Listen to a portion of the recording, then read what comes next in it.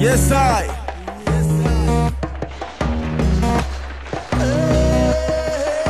Jag ber till Jah, Rastafari, för vägledning åt de vilsna själar som sprider krig och misär i världen. Och att folket ska vakna och se vad som försiggår runt omkring, börja bry sig och börja agera.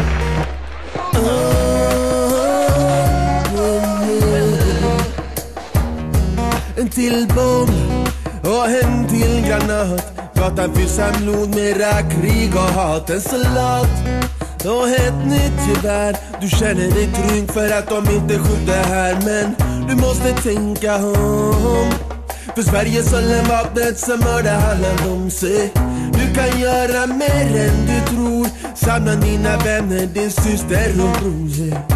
Säg det får räcka nu. Till alla de som sover, vi ska väcka nu. USA tror det kan befria oss, men ser ingen frid i att kriga och slåss, nej. Vem är så naiv och ber dem om fred? Domedagen kommer för det som står i deras led. Deras led.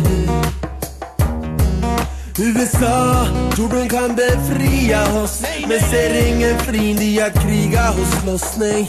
Vem är så naiv och ber dem om fred? Domedagen kommer för det som står i deras led.